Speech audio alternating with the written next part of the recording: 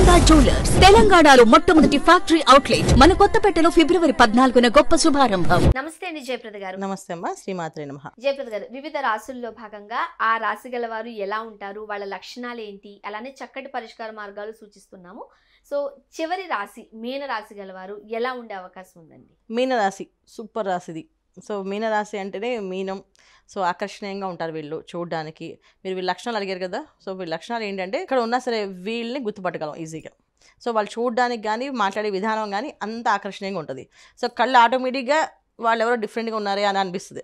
అంత పర్టికులర్గా ఉంటారు. అంటే చక్కగా అందంగా రెడీ అవ్వడం కానీ, నీట్గా డ్రెస్సింగ్ వేసుకోవడం కానీ, చక్కగా కొంతమంది సాంప్రదాయ వస్త్రాలు వాడుతుంటారు. సాంప్రదాయ దుస్తులకు వాల్యూ ఎక్కువ ఇస్తారు. తర్వాత మంచి నీట్గా బొట్టు, అందమైన బొట్లు, ఎంత పెద్ద పెద్ద బొట్లు పెట్టుకుంటుంటారు. చక్కగా మెళ్ళలో అన్ని హారాలు నగలు వేసుకుంటారు. ఆడపిల్లలు అయితే చక్కగా, మగవాళ్ళు అయితే వాళ్ళు కూడా చక్కగా వాళ్ళు మగవాళ్ళ విషయాన్ని బొట్టు పెట్టుకుంటారు చక్కగా. ఈ విషయాలు చాలా ఎక్కువ. అందంగా రెడీ అవుతారా? అందంగా చాలా, అంటే వాళ్ళు ఆకర్షణీయంగా కనిపిస్తారు మనకి. ఎక్కడున్న నలుగురిలో వీళ్ళని గుర్తుపట్టచ్చు ఈజీగా మీన రాశి వాళ్ళని చెప్పేసి. సో మాటలు కూడా అలా తీయగా ఉంటాయి. చాలా గౌరవంగా మాట్లాడతారు. అంటే ఎంత రెస్పెక్ట్ ఇస్తారో ఎదుటి వాళ్ళకి ఆ రెస్పెక్ట్ వీళ్ళు కూడా కోరుకుంటారు. సో రెస్పెక్ట్ ఇవ్వడంలో, రెస్పెక్ట్ తీసుకోవడంలో మీన రాశి వాళ్ళు ముందు ఉంటారు. చూడడానికి ఆకర్షణీయంగా ఉంటారు కాబట్టి అదే వాళ్ళకి చాలా పెద్ద ప్లస్ పాయింట్. వీళ్ళకి విద్య ఎంతవరకు వస్తుంది, స్టడీస్ ఎట్లా ఉంటాయి? చాలా మంది మీన రాశుల వాళ్ళు వేదం చదువుకునే వాళ్ళు ఉన్నారు, వేద పండితులు ఉన్నారు, తర్వాత మంచి డాక్టర్స్ ఉన్నారు, హైలీ ఎడ్యుకేషన్ పీపుల్ ఉన్నారు, లో ఎడ్యుకేటెడ్ పీపుల్ కూడా ఉన్నారు ఇందులో. సో అది వాళ్ళ జాతక ఉండే ప్రారంభం ప్రకారం ఉండేవాళ్ళు. సో చాలామంది ఏంటంటే వ్యాపారాలు చేసేవాళ్ళు కూడా ఎక్కువ మంది ఈ మీన రాశి వాళ్ళు. ఎక్కువ కాలం మోసపోయిన వాళ్ళు కూడా వీళ్ళే. ఓకే. సో ఎక్కువగా తొందరగా మనిషిని ఒక విషయం చెప్పగానే ఎవరైనా ఎందుకు చేయాలని ఆలోచిస్తారు, వీళ్ళు చేసేసాక ఆలోచిస్తారు. సో అంత రెస్పెక్ట్ ఇస్తారు, మనుషుల్ని గౌరవిస్తారు. కనుక వాళ్ళు చెప్పిన దాంట్లో తప్పే ఉంది, ఒకసారి చేసి చూస్తే ఏమవుతుంది అని చెప్పే లక్షణం ఎక్కువ ఉంటుంది. తొందరపడి ఏ విషయమైనా తొందరగా చేసేస్తారు. చేసిన తర్వాత రియలైజేషన్ అవుతారు. సో ఇది రాంగ్ చేసావు, ఇది రాంగ్ చేసావు, ఇది కరెక్ట్ కాదు, ఇది కాదు. నెక్స్ట్ టైం వచ్చినప్పుడు దీన్ని సరి చేసుకుని చేసుకోవాలి. అంటే వీళ్ళు దెబ్బతిన్నా మళ్ళీ నేర్చుకుని మళ్ళీ చేసుకోగల కెపాసిటీ ఉన్నవాళ్ళు. అయితే మరి ఈ మనస్తత్వం ఉంది కాబట్టి వీళ్ళు ఉద్యోగం చేస్తే మంచిదా, వ్యాపారంలో స్థిరపడితే మంచిదా? వీళ్ళు ఉద్యోగాలు చేయాలి నాన్న. ఎందుకంటే తొందరగా మోసపోతారు. చెప్పిన మాటలు ఎదుటి వాళ్ళు చెప్పేది నిజంగా నమ్మేస్తారు వీళ్ళు. ఎంత నమ్ముతారంటే భగవంతుడే మనకు చెప్పించారేమో వీళ్ళ రూపంలో మనకి అనే లక్షణం అన్నమాట వీళ్ళకి. సో భగవంతుడే మనకి ఈ రూపంలో వచ్చి చెప్పాడేమో, మనం ఎందుకు అది దాన్ని కొట్టేయాలి, చేద్దాము. అంతగా మహా అయితే ఏమవుద్ది, ఇప్పుడు పెట్టిన ఆ డబ్బు నష్టం అవుతుంది అంతే కదా. దేవుడు మళ్ళీ మనకి ఇస్తాడు. బాగా దైవభక్తి ఉన్న వాళ్ళు, భగవంతుని బాగా నమ్మిన వాళ్ళు ఈ మీన రాశి వాళ్ళు. ఎవరో మూర్ఖులు, అంటే కొంతమంది మూర్ఖులు ఉంటారు, అస్సలు నమ్మరు వాళ్ళు మీన రాశి వాళ్ళే. కానీ వాళ్ళు దేవుడిని నమ్మరు, చాలా తక్కువ మంది. అది వాళ్ళ ప్రారంభం అనుకోవాలి మనం. కానీ 99% మీన రాశి వాళ్ళు భగవంతుని బాగా నమ్మకము, పెద్దవాళ్ళంటే గౌరవము, పెద్దవాళ్ళకు వాల్యూ ఇస్తారు, భార్యని బాగా ప్రేమిస్తారు, వీళ్ళు పిల్లల్ని బాగా ప్రేమిస్తారు, కుటుంబాన్ని, సొసైటీని, అందరినీ ప్రేమించే మనుషులు ఎవరైనా ఉన్నారంటే వీళ్ళు మీన రాశి వాళ్ళు. సో ఉద్యోగం చేస్తే మంచిది, ఉద్యోగం చేయాలి వీళ్ళు. ఎందుకంటే వాళ్ళు వ్యాపారం చేయాలనుకున్నా ఉద్యోగం చేస్తేనే మంచిది. నా ఉద్దేశం అయితే ఉద్యోగం చేయమని చెప్తాను. ఎందుకంటే ప్రతి విషయంలో మోసపోతారు. చిన్న చిన్న విషయాల్లో కూడా వాళ్ళు తెలుసు మోసపోతామని. వీళ్ళు తెలియపోయిన, అంటే ఎవరైనా తెలియక మోసపోతారు, వీళ్ళు తెలిసి మోసపోతారు. అవతల వాళ్ళు మోసం అని చెప్పినా పర్వాలేదు ఏమైంది అనేసి. అంటే ఎలా చెప్పాలంటే వీళ్ళు బలిచక్రవర్తి లాంటి వాళ్ళు అనమాట. ఓకే. సో బలిచక్రవర్తికి తెలుసు ఆయన వచ్చింది శ్రీ మహావిష్ణువు, మనం తీసుకుంటున్నాం, ఆయన మనకి దానం అడుగుతున్నాడు, అది ఖచ్చితంగా అది మనని ఏదో ఇబ్బంది పెట్టే దానమే అని తెలుసు ఆయనకి. తెలిసి పక్కన గురువులందరూ చెప్తున్నా సరే పర్వాలేదు, శ్రీ మహావిష్ణువే వచ్చి అడుగుతున్నారు, సో ఆయనకి ఇవ్వడంలో తప్పే ఏంటని చెప్పి ఆయన ఇచ్చి పాదాలలోకి వెళ్ళిపోతారు ఆయన. సో అలాంటి మనుషులు అన్నమాట వీళ్ళు. అంటే తెలివి లేని వాళ్ళు కాదు, తెలివైన వాళ్ళు. ఆరోగ్యాలు ఎట్లా ఉంటాయి వీళ్ళకి? అనారోగ్య సమస్యలు వీళ్ళకి అరికాలు, పాదాలు, కాళ్ళు అని చెప్తుంటాం మా మీన రాశి వాళ్ళకి. ఖచ్చితంగా వీళ్ళకి వేరికోజ్ వెయిన్స్ ప్రాబ్లమ్స్ కానీ, తర్వాత హృదయ సంబంధించిన రోగాలు కానీ వీళ్ళకి ఎక్కువగా ఉంటాయి నాన్న. అది సో మీరు చెప్తున్నట్లుగా తొందరగా మోసపోతారు, తెలిసి మోసపోతూ ఉంటారు కాబట్టి వైవాహిక జీవితం ఎట్లా ఉంటుంది, కుటుంబ సమస్యలు, కుటుంబ పరంగా ఎట్లా ఉంటుంది? సొసైటీని, సమాజాన్ని ప్రేమించిన వాళ్ళు భార్య భర్తలు కానీ హ్యాపీగా ఉంటారు కదా. భార్యను ప్రేమిస్తారు, కుటుంబాన్ని ప్రేమిస్తారు, తల్లిదండ్రులు గౌరవిస్తారు, సొసైటీని ప్రేమిస్తారు వీళ్ళు. సో సొసైటీలో జరిగే మోసాలని పర్వాలేదులే పాపం వాడు ఎందుకు మోసపోయాడో, వాడి పరిస్థితి ఏ పరిస్థితి వచ్చిందో వాడికి అలా మోసపోవడానికి అని అనుకునే లక్షణం ఎక్కువ వీళ్ళకి. సో డెఫినెట్గా వీళ్ళు వైఫ్ జీవితం బాగుంటుంది, ఇబ్బంది ఏం లేదు. ఆర్థికంగా స్థిరపడతారా, ఒడిదుడుకులు ఉంటాయా? ఉన్నప్పటికీ స్థిరపడతారు నాన్న. ఎందుకంటే భగవంతుడు ఉపాసన చేసేవాళ్ళు, భగవంతుడు నమ్మకంతో ఉన్నవాళ్ళు ఎప్పుడు కొన్ని ఏంటంటే ముందుకు వచ్చేస్తారు. అంత మరీ లేని వాళ్ళ కింద ఉండరు, బాగానే ఉంటారు. కాకపోతే నేనేమంటానంటే మీకు ఎంత ఉన్నప్పటికీ కూడా మీరు వ్యాపారం చేయకండి. మీరు వ్యాపారం చేసి గెలుచుకోలేరు. ఉద్యోగం చేస్తే గెలవచ్చు హ్యాపీగా. అంటే కూల్ గా ప్రశాంతంగా ప్రశాంతంగా పని ఉంటుంది. చేసుకుంటూ వెళ్ళిపోవచ్చు. ఎందుకంటే హృదయ సంబంధించిన రోగాలు ఇబ్బందులు అని చెప్పాను కదా, ఏంటంటే ఆస్మా ప్రాబ్లం, హార్ట్ అటాక్స్ ఇలాంటి ప్రాబ్లమ్స్ ఉంటాయి. ఒకసారి సడన్గా నమ్మిన మనిషి మోసం చేశారంటే తట్టుకోలేని బాధ వచ్చేస్తుంది. అది ఇంట్లో వాళ్ళు కానీ అదే వాళ్ళ సొంత వాళ్ళు కానీ చేశారనుకోండి, అసలు వీళ్ళేంటి ఇలా అయిపోయారు అనే ఒక థాట్ ప్రాసెస్ మీద వీళ్ళు ఆటోమేటిక్గా స్ట్రోక్ రావడం కానీ అలా జరుగుతుంటాయి. సాధారణంగా ఎంత కూల్ గా ఉంటే అంత మంచిది. సో అంటే ఆర్థికంగా ఓకే వాళ్ళు, అండ్ అనారోగ్య సమస్యలు ఉన్నాయి, ఒక రకంగా చెప్పాలంటే కాస్త ఇబ్బందికర అంశాలే.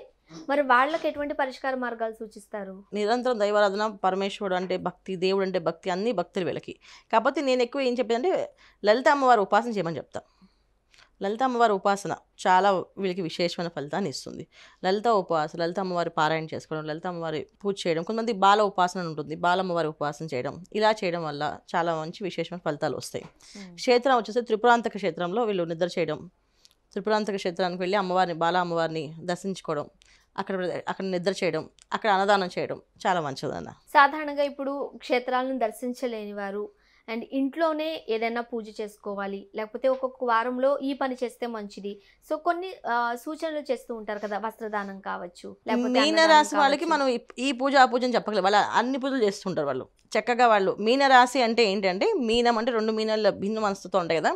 సో దీంట్లో ఉన్న వాళ్ళు ఏంటంటే ఎక్కువ ఉంటే వర్క్ హాలిక్లో ఉంటారు. అంటే ఎక్కువ వర్క్ చేయడంలోని, సమాజ సేవలోని, సేవాభావంలోని, చాలామంది స్వామీజీల దగ్గర సేవ చేస్తూ ఉంటారు. కొంతమంది ఏంటంటే ఇంట్లో హెల్ప్గా ఉంటారు. సో వీళ్ళు ఎప్పుడు సేవ చేస్తూనే ఉంటారు, ఏదో ఒక పని, వీళ్ళు చేయకుండా ఏ పని ఉండరు. కాకపోతే నేను చెప్పేది ఏంటంటే, ఒకవేళ అంటే మీనరాశి వాళ్ళు జనరల్గా ఉండదు అలవాట్లు, కొంతమంది దురలవాట్లు ఉంటాయి, అవి అస్సలు ఉండకూడదు, అవి మొత్తం తీసేయాలి. ఎందుకంటే మీనం అంటే వ్యయస్థానం అంటాం, రాశిలో కల్లా వ్యయస్థానం. సో మీనరాశికి అధిపతి గురువు. సో మీనరాశి గురువు అధిపతి ఉన్నప్పుడు ఏమవుతుందంటే, ఆ గురువు అనుగ్రహం ఉన్నప్పుడు, గురువు అధిపతి వీళ్ళకి రాశికి ఆ లక్షణాలు ఉన్నప్పుడు వీళ్ళు ఏంటంటే, వీళ్ళు దురలవాట్లకి దూరంగా ఉండడం అండ్ దుష్టులకి దూరంగా ఉండడం. కానీ ఎంత దూరంగా ఉందామనుకున్నా అది రాశి ప్రభావమో గ్రహ ప్రభావమో తెలియదు, కానీ మళ్ళీ అక్కడే ఇరుక్కుంటూ ఉంటారు. అవును, వాళ్ళకి తెలుస్తుంది మోసపోతున్నాం, సో నెక్స్ట్ టైం మోసపోకూడదు అనుకుంటారు, బట్ మళ్ళీ మోసపోతూ ఉంటారు. అలాంటి సిచ్యువేషన్ నుంచి అంటే వీళ్ళు మళ్ళీ మోసపోరు. ఒకసారి మోసపోతే దాన్ని నేర్చుకొని నెక్స్ట్ టైం మళ్ళీ వీళ్ళు దాన్ని మార్చుకుంటారు. ఖచ్చితంగా అలాగే మోసపోతారని ఏముండదు. వీళ్ళు ఒక విషయంలో మోసపోయారంటే ఆ సిచ్యువేషన్ మళ్ళీ వాళ్ళ లైఫ్లో రానిరు. ఒకసారి జరిగింది కదా, ఇంకా మళ్ళీ దాని లైఫ్లో రానిరు. అలాంటి సిస్టమేటిక్గా ఉన్న వాళ్ళు. అంటే మోసపోవడం అంటే ఏంటంటే అమాయకులు అని అర్థం. వీళ్ళు అమాయకులు కాదు, తెలివైన వాళ్ళు, చాలా తెలివైన వాళ్ళు. సో ఒకసారి మిస్టేక్ జరిగితే ఈ మిస్టేక్ నెక్స్ట్ టైం జరగకుండా వేరే పని చేస్తారు తప్ప అదే మిస్టేక్ మళ్ళీ చేయరు. ఇప్పుడు మిస్టేక్ రిపీట్ చేసేవాళ్ళు అమాయకులు. ఓకే. సో ఒకసారి మిస్టేక్ జరిగి మళ్ళీ నేర్చుకున్న వాళ్ళు లీడర్స్. సో లీడర్స్ అంటే ఏంటంటే, ఒకసారి మనిషి అన్నాక ఎవరైనా తప్పు చేస్తాం, తప్పు నుంచి నేర్చుకొని నెక్స్ట్ టైం ఇది చేయకూడదు, సో రియలైజ్ అవుతారు, మళ్ళీ చేస్తాం. ఇప్పుడు ఆరోగ్యపరంగా కొన్ని సమస్యలు ఉన్నాయి కదా, మరి ఆరోగ్యానికి సంబంధించి ఎటువంటి పూజ చేస్తే మంచిది, ఏ భగవంతుణ్ణి ఆరాధిస్తే మంచిది? లలిత అమ్మవారి ఉపాసన, లలిత అమ్మవారి వీళ్ళు చేస్తారు. అమ్మవారి బాల ఉపాసన, లలిత అమ్మవారి ఉపాసన చేయడం వల్ల ఏమవుతుందంటే, దుష్టులకి వీళ్ళు దూరంగా ఉండలేకపోతే ఆవిడ దూరం చేస్తుంది. సో దుష్టుల దగ్గర రానికుండా ఆవిడ కాపాడగలుగుతుంది. సో అందుకని బాల ఉపాసన చేయమని చెప్తాం. బాలమ్మవారి ఉపాసన, బాలమ్మవారి క్షేత్ర దర్శనం చేయమని చెప్పాం. ఎందుకు అంటే, బాల అంటే వాక్.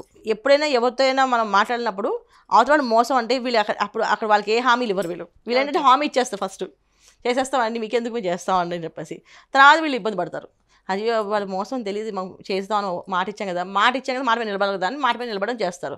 దానివల్ల ఏమవుతుంది ఇబ్బంది, తర్వాత వీళ్ళకి మానసికమైన ఇబ్బంది, క్షోభ ఉంటుంది.